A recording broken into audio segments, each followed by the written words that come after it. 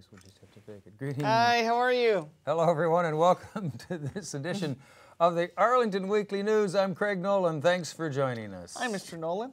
Greetings. I'm Daniel Pineda. Greetings, Senor Pineda. And here we go with another edition of Don Hammond's Arlington Weekly News, somewhere around the 1st, 2nd, 3rd of May 2018. May Day has come and gone, and hope you enjoyed those warmer summer-like temperatures the past couple of days. If you didn't get outside, finally some consistency we're seeing here in Arlington. One more day of warm weather, consistently close to 80 degrees. But it's not like Southern California. It's Arlington, though. Nothing's like Southern California. But, well, here we go. We have our usual lineup of goodies for you here this evening. News and Community Bulletin Board. Adele is on assignment, so yours truly and Mr. Senor Pineda here will be doing another installment of It's Easy Being Green. Man, we're off today. We're off today. What's going on, Craig? More rehearsal time on that, I guess. I don't know. An energy drink. An energy drink, of course. Some Gatorade. CBB, as I mentioned. Denise is here with her thoughts on Which, our News for Seniors segment, and then Adele, who's on assignment, and with a little pre-taped segment here. She's here. Talking with Margaret Fisher. And that's our show, but before we can begin, here's a social media reminder from Senor Pineda. Absolutely, Mr. Nolan. Well, you can watch the Arlington Weekly News on our YouTube channel. That's youtube.com/Arlington Weekly News and the number 1.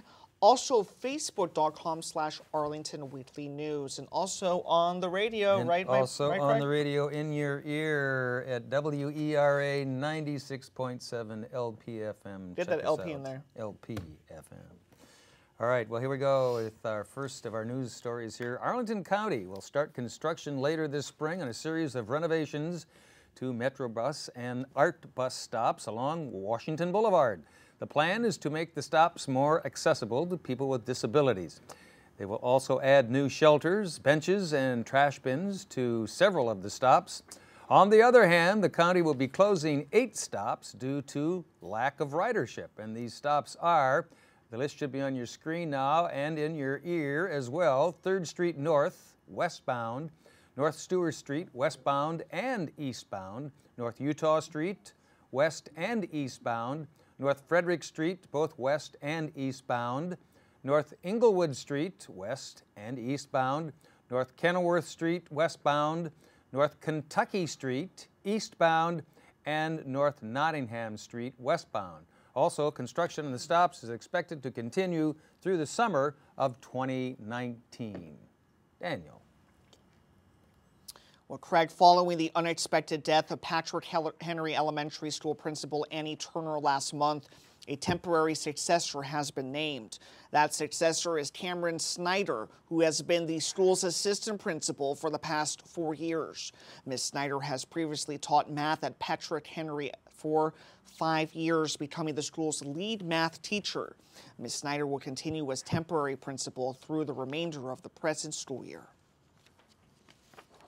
And Daniel, also in our news items, at a recent work session between the Arlington County Board and the Arlington Public Schools, a new possibility was raised, the addition of a swimming pool at the Career Center. Christy Sawert presented the Career Center site considerations and acknowledged being pro-pool for a number of reasons. One of these was a long-standing policy of Arlington County Schools that aquatics education is essential. Another reason that she mentioned was busy students to other, busing students to other area pools would take too many hours away from core instructional time. High school students are currently required to take at least eight swimming lessons per year, while elementary and middle schoolers must take 5 instructional hours per year. Although county board members were generally receptive to the idea, they had financial concerns that were expressed by the newest board member, Mr. Gottschall. Money is an object, and we're quoting now, and it's going to be a highly constrained issue in every decision, so every recommendation has to be fully justified, end quote. Daniel. Well, Craig, an Arlington man is facing charges after police say he fired a shot inside a residential building in the 3900 block of Fairfax Drive. A neighbor contacted the police after hearing a loud noise and then finding a small hole in the wall along with a metallic object. Police determined that a man in the apartment next door had accidentally discharged his gun during an attempt at cleaning, which caused it to shoot a bullet into the adjoining apartment. The accidental shooter has been charged with discharging a firearm into an occupied building. The incident took place shortly after midnight on Friday, April the 27th. The lucky part of the story is that no injuries were reported. That is good news. Always check to That's make scary sure though, right? that weapon is not loaded. All right, now as promised, our CBB file, a report sent in from far away over there while Adele is on her river cruise in Europe. She's still on assignment for a couple of weeks. However, as mentioned before, she is being accompanied on her journey by her faithful mascot, Joe Treefrog. And we have this report from the trip so far. She sent us some pictures. Uh-oh. Here we go with number one. 7 million flower bulbs are planted by hand in a completely new design every fall at Kuykendorf to show off a spring dazzling rainbow of tulips, hyacinths, daffodils, orchids, roses, carnations, irises, lilies, and a lot more. And the next picture. There are striking orange flowers. Their technical name is Fritillaria imperialis. Regular folks just call them crown imperial, but they are also known as stink lily because all the parts of the plant have a rather skunky odor. The odor is discouraging to moles, deer, and rabbits, but not to Joe Treefrog. And here's another picture, and with the description. Here's Daniel. She looked so relaxed there. I mean, seriously, she's enjoying life. She's on vacation. Look at that. Oh, well, assignment vacation. Well, Craig, what could be more Dutch than a century-old polder windmill and millions of colorful tulips? By the way, the polder windmill is here to provide power for land drainage. The tulips are here because, well, they're gorgeous. Right, Craig? Absolutely, tulips are always great. And how about those wooden clogs on Joe Treefrog? There's a good reason for them. Wooden clogs keep your feet drier than leather ones, and about 1/3 of the Netherlands is about sea level. In Joe's case, well, they even make pretty good boats. Craig, next image is all yours. Some more pictures from our intrepid reporter, Adele, doing her EBG segment from Europe. We look at the Tulipa Schiphol at Kuykendorf. Oh, man. Have I got this one right? Okay, maybe, Paul, if you could pan left a little bit, I could see the prompter there. It's hot. Yes, well, here we go. But it's hot. Tulipa Schiphol at Kuykendorf, which means kitchen garden, but it's also known as the Garden of Europe. The Tulipa Schiphol is one of almost 2,000 different cultivars that are cultivated commercially. And the next picture, this Technicolor tulip field of the Netherlands, in mid-April, stretched from Leiden to Haarlem. It's located in the South Holland, to the southwest of Amsterdam, which is the country's capital. All right, now, Daniel, try this one. Absolutely, Here we go. And that's the story so far. Adele will be back next week. Meanwhile, remember, it's always easy being green by learning all about plants all over the world. Or as Adele would say, around the world. Around the world. Thanks, Adele, Thank for you, that Adele. report sent to us from her river cruise in Europe. That looks like a lot of fun. We hope She's so having relaxed. A good time. I'm and, so jealous. We'll have a safe return here before too long. All right, now as promised, here's some more CBB items. Now that the weather is starting to behave like spring, it's time for some more outdoor events. Here's a good one for the kids ages 2 to 10. It's called Outdoor Story Time, and it's a collection of nature-based stories which we read, where else out in nature, under the trees and in the breeze. Registration is free, but parents and caretakers must also attend. This happens on Tuesday, May 8th from 10:30 to 11 at Long Branch Nature Center. They're at Glen Carlin Park, 625 South Carlin Springs Road here in Arlington. To register and for more information, give them a call at the number should be on your screen and in your ear now, 703-228-6535. Daniel. Well, Craig, you probably heard the old saying, if the shoe fits, wear it. But it's not always so simple. Shoes that might be good for office work might not be good for athletic activities, right, Craig? Such as tennis, running, or even recreational walking. Join the experts, Adrian and Chris Farley, Pacers of Arlington, who will help you unravel the mystery of finding the perfect fit for a walking or running shoe, even if you're just looking for stability and support. They will explain what your feet need the most. That all takes place on Wednesday, May the 9th. From 1 to 2 p.m. at Langston Brown Community and Senior Center and Park. That's all located at 2121 North Culpeper Street. That's in Arlington, Virginia, Craig. Also, great, Daniel. Also in our CBB file, here's an event that sounds like it's for kids, but it's actually for adults. It's strategy gaming for adults, and it's for Eurogame enthusiasts ages 18 and older. The games include Settlers of Catan, Ticket to Ride, and Dominion. If you don't know how to play, don't worry, they'll teach you. This all takes place Wednesday, May 9, from 6 to 8 p.m. at The Connection in Crystal City, located at 2100 Crystal Drive here in Arlington. By the way, this is a recurring event which will alternate locations in between Westover and Shirlington. You can get more information from the Arlington County's Library's website. Daniel. Well, Craig, also coming up later this month, the Arlington Philharmonic will present a free, yes, that's a free concert called Tragedy and Triumph, featuring powerful music from composers such as Brahms, Sibelius, Shostakovich. No tickets are required for this event, so you won't want to miss the chance to hear Arlington's own symphony orchestra in full force. That's on Sunday, May the 20th at 4 p.m. The location is the Washington Lee Auditorium. That's located at 1301 North Culpeper Stafford Street in Arlington, Virginia. Craig. All right, Daniel. So look at CBB, and we'll be back with News for Seniors coming up. Don't go away right after we hear from Denise and her thoughts on Witch. Here's Denise.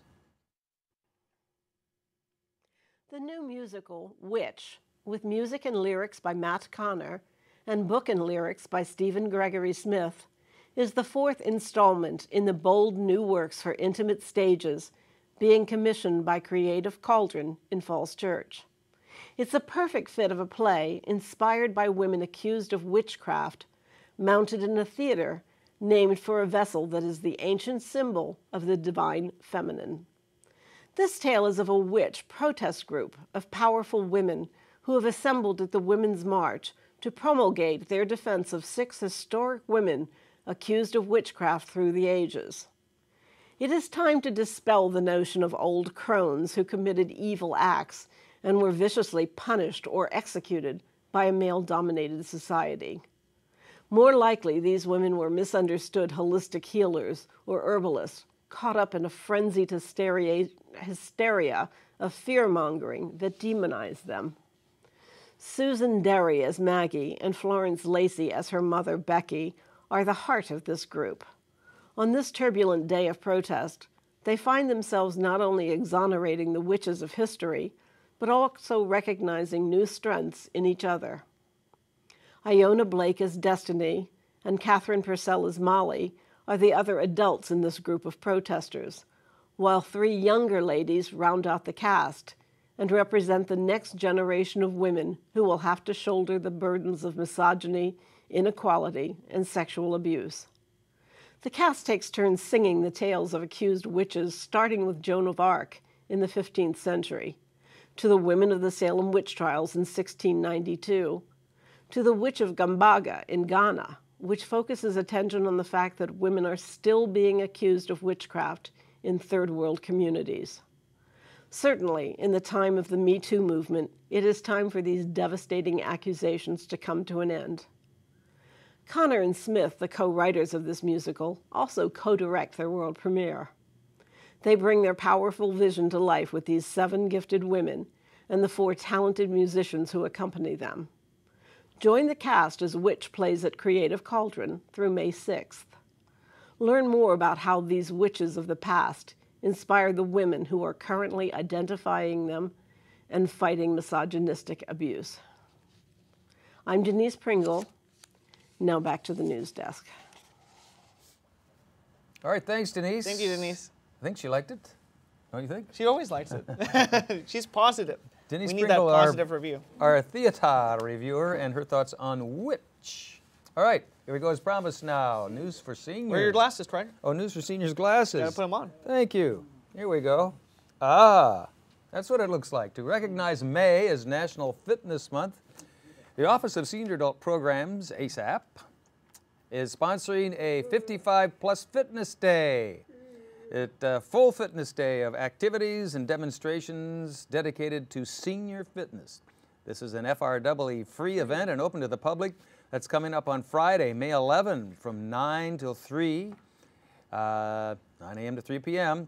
at Langston Brown Community Senior Center and Park, 2121 North Culpeper Street, right there at Culpeper and Lee Highway. For more information and to register, give them a call, 703-228-4771. Daniel. Well, Craig, even urban areas can offer good bird watching. Join Natural Resource Specialist Cliff Fairweather and learn where to see birds in Arlington. Mr. Fairweather will share, well, birding basics and practice bird watching around Walter Reed. That all takes place on Wednesday, May the 9th at 10 a.m. at the Walter Reed Community and Senior Center and Park, located at 2909 16th Street South, Arlington, Virginia. For more information, call 703-228-0955. Craig. It's a great name for a naturalist, isn't it? Cliff Fairweather? That's a good name. It should be a great program. Also in our News for Seniors file, Master Gardeners of Northern Virginia are presenting a three-part series on container gardening. Discussions will include plants for both vegetables and ornamental containers. Series starts Thursday, May 10 at 1 in the afternoon at Arlington Mill Community Senior Center, 909 South Dinwiddie Street here in Arlington. For more information and to register, give them a call at the number on your screen and in your ear now, 703-228-7369. Daniel. Well, Craig, author Carol Waite will discuss her book, Taken in Hong Kong. That's on December the 8th, 1941. Sorry, Taken in Hong Kong, December 8, 1941. The book details her father's internment and escape from a prison camp after the Japanese invaded Hong Kong the same day Pearl Harbor was attacked. It will take place on Wednesday, May the 9th at 1:30 p.m. at the Aurora Hills Community and Senior Center, located at 738 18th Street South, Arlington, Virginia. Call to register at 703-228-5722. And some information now on OSAP headquarters. A new Lubber Run Community Center is being built on the grounds of the current center beginning this summer. The target date for completion is summer of 2020. In the meantime, the offices of OSAP will be moved to temporary quarters in the Office of Senior Adult Programs. It will move to the Madison Community Center beginning Monday, May 21st. Various fitness programs will move to Madison along with the travel office. Some 55-plus trips will also leave from Madison. The new location is Madison Community Center, 3829 North Stafford Street in Arlington. For more information, call Judy Masabny at 703-228-4721. And as always, thanks to Judy. Thank you, Judy. Masabny from OSAP for helping us out and sending us these senior stories. We appreciate it. We'll be back with sign off and bye-bye right after we look at a little interview that Adele Kuo did. Let's take a look. Hello, and welcome back to another It's Easy Being Green. We love talking about native plants and share in the vision for every yard in Northern Virginia to plant native plants. So we're delighted Margaret Fisher with the Plant Nova Natives campaign could join us today to tell us more about their campaign and some very easy steps that you can do a lot of good for very little effort. Hi, Margaret. Hi. It's good to have you here today. Thank you. Please tell us briefly about the Plant Nova Natives campaign, maybe highlight their mission and their vision. The Plant Nova Natives campaign is a social marketing campaign which is trying to persuade everyone in Northern Virginia to start planting native plants in order to support and save really the songbirds, the bees, the butterflies, and all the more than human world that surrounds us. Great. And it's a bit of a collective effort, I understand? That's right. There's more than 40 organizations, public and private, that make up this campaign, as well as hundreds of individuals who are volunteering. We all have the same mission: get people to plant a native plant. So here is the really important million-dollar question. Why plant native plants? Well, thank you for asking.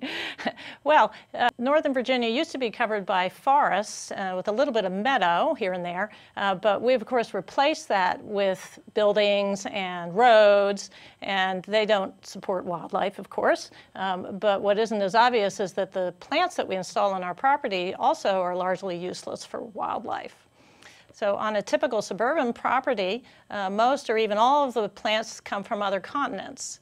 And the biggest example of this is turf grass, which comes from Europe. All these foreign plants are nearly useless to the ecosystem. And even worse, many of the introduced plants have become invasive, taking over the little bit of natural lands that we have left and displacing the native plants there. So as a result, there's been a steady decline of the population of the animals that depend on native plants.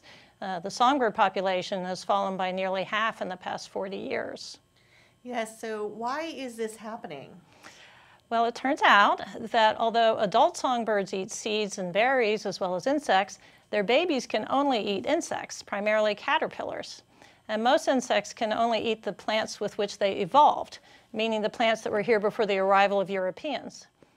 So in the case of caterpillars, we're mostly talking about native trees, such as oaks. If we take away the native plants, we take away the insects. No insects means no baby birds. Well, Joe Treefrog here, our mascot, wants to know, is it only the songbird populations that are falling? No, this is across the board. So no insects also means no tree frogs, no toads, no bats, etc. It means no fireflies, no cicadas singing, no katydids. It also means no humans, because the ecosystem and our own food supply collapses without insects. So again, Joe Treefrog wants to ask, how specific is this connection between native plants and wildlife? Well, it's just true for almost all insects and all the wildlife that depends on it. So, for example, every school child knows about the connection between monarch butterflies and milkweed species, but the monarch is only one example. The babies of all butterflies depend on their larval host plants, which are almost all native plants. So tell us what we can do. Well, this is why we've started the Plant Nova Natives campaign. We have it in our power to save the butterflies and the bees and the birds of Northern Virginia simply by adding native plants to our own yards. And of course, it helps not to spray insecticides, which would defeat the whole purpose. There are hundreds of beautiful native plants available for gardening and landscaping, and on the whole, their maintenance requirements are lower than introduced plants because they evolved here and are meant to be here. They require no fertilizer or pesticides. They don't need watering once they get established, and of course, they need no mowing. So Plant Nova Natives has developed a great many resources to help people decide what to plant and find out where to buy the plants. For instance, we have a full-color plant guide, which you can buy or download for free. Well, we love free, F-R-E-E, free. We're also all about easy, so it's important for us to ask, does this require a lot of gardening knowledge and time? Not at all. Anyone can take some really easy steps that can do a whole lot of good. Starting from the easiest and working up from there, the very simplest thing a person could do is to plant a native shade tree in the middle of their lawn. So this picture is Arlington's champion white oak tree. The white oak supports more species of caterpillars than any other plant. But then if you have some more energy, well, plant a few trees. And then if you want to put a little bit more effort in, put in some native shrubs such as mountain laurel or small flowering trees such as flowering dogwoods or redbuds. And ground covers such as English ivy are particularly prone to becoming invasive and destroying the ecosystem, and there are many wonderful native alternatives. But for people who actually enjoy gardening, it is actually a very simple thing to use native flowers instead of their introduced versions. Many of them are perfectly neat and tidy and very beautiful, so there's nothing lost. And if you really have ambitions as a gardener, you can put in a pollinator garden, meaning one that provides nectar all season for the butterflies, hummingbirds, and bees, as well as the larval host plants for their caterpillars. And then, if you also want to save the bay, you could replace some of your lawn with Virginia natives because that will reduce stormwater runoff. And if you really want to put in some effort, you could put in a rain garden to prevent even more runoff. Well, I love each and every one of these tips. They're all really quite easy to do. And where should people go for these details, Margaret? Go to our website, Plant Nova Natives, www.plantnovanatives.org. We have just a ton of resources there to help people find what they need, and also to, if they're interested in spreading the word, to let them know how they can do that. Great. If you, the first thing you find when you go to our website is our pledge. I pledge to plant Nova Natives. Excellent, which I've already done. So, Margaret, thank you so much again for joining us today. My name's Adele Kuo, and remember, it's easy being green, planting Nova Natives in your yard. Back to the news desk. All right, Adele, Thank you, good Adele. news. Yeah, give the birds and the bees a chance and plant a tree, plant a shrub, plant a bush, and take it easy on the pesticides. Okay, where would we be without birds and bees? The I birds know. and the bees. And we have a lot of great stories this week. I mean, the Bird Lots of good Basics with Mr. Fairweather. That's a pretty good event. Cliff Fairweather, I Yeah, like, great name that's a for great a name, naturalist. Okay, well, that's it for our post-May Day show for 2018. We thank you for watching, and next week, if you're out there, we'll be here and we'll try it all again. Have a safe week. Bye-bye.